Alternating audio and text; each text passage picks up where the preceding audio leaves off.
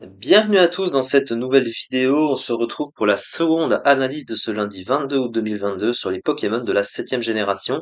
Et on va parler d'un Pokémon assez spécial, à savoir Sylvalier, qui est, c'est un Pokémon légendaire, du coup considéré dans le jeu.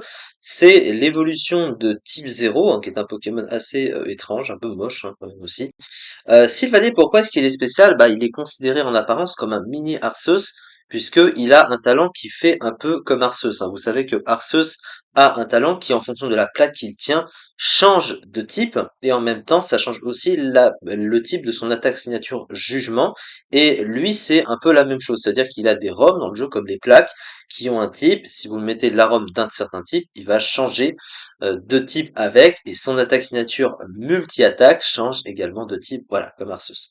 Mais la différence, c'est que Arceus est un excellent Pokémon sous tous les angles, parce que déjà, ses bases de stats, 120 partout, une base de 720, la plus haute du jeu, c'est complètement, c'est largement meilleur, et son move est juste largement meilleur aussi que Sylvanier. Bon, voilà, c'est vraiment le Arceus du très très pauvre pour le coup, mais du coup, on va en parler. Alors son type de base, il est comme Arceus de type normal pur. Alors le type normal en soi, c'est un mauvais type en stratégie, parce qu'il apporte aucune synergie ni défensive ni offensive, Il a une faiblesse combat, une immunité spectre et pas de résistance autour. Et offensivement, le type est super efficace sur rien, donc c'est vraiment très mauvais. Et la majorité des types normaux sont très bas dans les tiers, à part le Vénard et l'Euphorie, et Arceus en Uber du coup, mais lui c'est un cas à part. Son talent, du coup, je viens d'en parler, c'est la même chose que Arceus, mais du coup, si tu l'utilises sous sa forme normale, ce qui est mieux, parce que ça t'évite de te forcer à utiliser une ROM spécifique pour changer de type le Pokémon, et ben le talent est inutile sous la forme normale, puisque tu n'utilises pas, tu ne changes pas de type, tu es sous ta forme de base neutre. Donc du coup voilà. Et type normal, c'est pas ouf, surtout quand t'as des stats qui sont comme ça. Alors les stats, elles sont équilibrées. Il a un bon bulk, il a 95 en PV, 95 dans les défenses, donc ça c'est pas mal. Mais derrière, les stats offensives sont moyennes, 95 en attaque, 95 en attaque spéciale. Ce sont des lois des 120 de puissance d'Arceus, clairement. Et une vitesse pas ouf, non plus, de seulement 95. Donc c'est des stats un peu trop moyennes. Et donc du coup, c'est plus compliqué. Mais au moins, le fait de ne pas utiliser, te forcer d'utiliser une ROM, tu peux utiliser d'autres objets que les ROM, et du coup, ça lui donne plus d'utilité sur ces sets.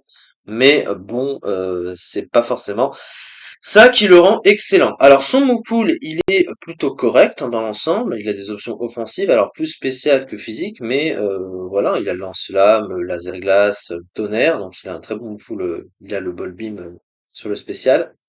Sur le plan physique, il a moins de choses, mais il a demi-tour. Il a colère, dracogriffe, tête de fer, il a l'écro élémentaire. Voilà, alors sur ses stabs normales, donc du coup il a son attaque signature, un multi-attaque, qui est une très bonne attaque, signature mine de rien, puisque même sur le type normal, c'est un bon stab neutre, 120 de puissance sans recul. Donc il y a 180 de puissance sans recul. C'est pas comme Damoclès, qui a le recul avec la même puissance. C'est une attaque physique, donc c'est pas mal. Il a accès à Dancelab, ce Pokémon, donc il a accès à un bon move de boost, donc il peut booster du coup les dégâts avec son attaque signature, donc voilà. Et quelques attaques de soutien à côté, bon, ça reste très restreint quand même. Il n'a pas énormément de choses. Il a quand même anti-brume, voilà, pour retirer les entry hazard. Et bon, il a parting shot aussi. Mais il a pas de bon move de soin, et puis il a pas vraiment plus d'utilité que ça. Et sur le spécial, il peut pas setup. Donc si tu le joues spécial, il fera moins de dégâts, alors que tu peux les booster sur le physique, là où il est justement plus restreint en termes de move pool offensif. Donc bon, c'est pas si incroyable que ça, même s'il a quand même quelques trucs. Voilà du coup pour ça. Alors la fiche stratégique de ce Pokémon, des bonnes statistiques globales, un bon move pool ayant notamment accès à dernier mot, donc parting shot, un talent inutile, un type normal mauvais offensivement et moyen défensivement, surclassé dans son rôle par les autres Pokémon offensifs du type normal du tiers. Oui, malheureusement, possédant d'autres avantages tels que Mangriffe, Mastouf, Dodrio. On le compare à Dodrio quand même. Bon, il est pas revenu en 8G. Mais bon, voilà, ou encore Kangourex. Bref. Si on te compare à des Pokémon qui sont assez moyens aussi de base ou assez bas dans les tiers, c'est que il a quand même un petit souci. Et puis ce qui est assez drôle, c'est que il y a des formes de Sylvalier qui sont meilleures que la forme de base de Sylvalier. Et ça en juge un peu par les usages, parce qu'il est que 96e du Zédu. On parle de la forme de base, vous voyez que Sylvalier Vol est au-dessus. Et voyez, un poison, ténèbres, plante, même Sylvalier plante est au-dessus. Sylvalier eau, Sylvalier feu, ils sont tous au-dessus. Bon, ils sont quand même pas très bien classés, mais voilà. Donc il est concurrencé par ses propres formes aussi. Donc bon, c'est globalement, il paraît il paraît très fort en apparence parce qu'il ressemble un peu à Arceus dans son mode de fonctionnement, mais ça veut pas non plus dire que c'est un Pokémon un excellent Pokémon à côté. C'est ça du coup pour cette petite vidéo. On se retrouve pour la troisième et dernière analyse du jour qui nous reste à faire encore aujourd'hui, qui viendra après ça. Merci beaucoup de m'avoir suivi et à très vite pour la suite.